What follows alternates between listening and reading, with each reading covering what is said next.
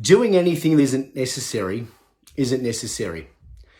And one of the big fads and misconceptions out there is protein powder. So if you like lifting weights, if you like growing and getting bigger or hypertrophying, if you like getting strong and all these things, it's likely that you have had and brought protein powder before.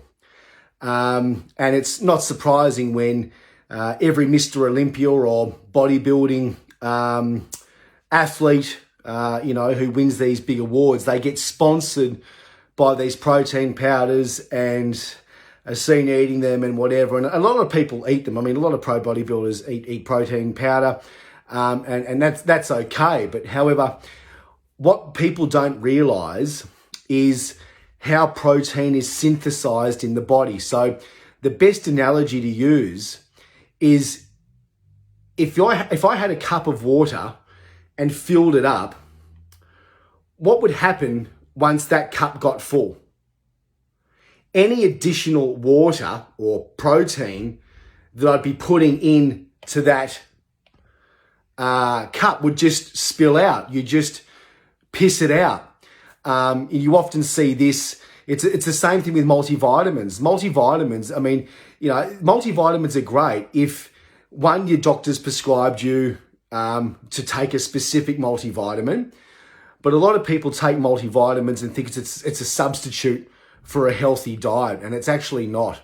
And again, the way you can see how that excess, which most of it is, unnecessary, is that you'll see it when you piss it out. So if you take a multivitamin, for example, you'll know. So I encourage you to take one and then, wait until you have a piss, and it'll be bright yellow. And this will be basically all of that vitamin that you've paid for coming out. Protein powder is the same. So if you're already eating like you should, if you want to put on size, so, eating oats, which is about 2.4 grams of protein per 100 grams. So if you're having, oats with a bit of yogurt in the morning or something like that with some nuts, or if you're having eggs and things like that, which have even more protein, if you eat a high protein diet, you're getting all of the protein that your body can synthesize in a day. So if you're eating a good diet, a high protein diet, and you're training, you don't need protein powder.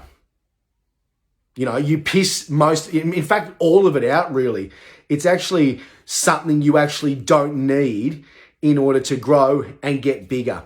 So understand what you're taking, understand how it works. And if I said to somebody, who takes protein powder, how is protein synthesized in the body? Do you know anything about it? The answer is no. So I was like, well, why are you taking it? Well, doesn't everyone take protein powder? You don't have to do what everyone else is doing. What you have to do is understand what you're doing and how things work. And when you understand things and how things work, you're in a better position to actually make a decision, an informed decision, as opposed to a decision that you're unconscious to. I ask, do you know anything about protein? And you kind of just say no. So really, protein powder, you could do without it and save yourself a bit of money, save yourself and everyone you live with the disgusting farts and things like that. But yeah, understand how protein is absorbed in the body, and you will understand that, protein powders are just this thing that's marketed, and, you do it without even realizing how it works, and, you really do just piss it all out.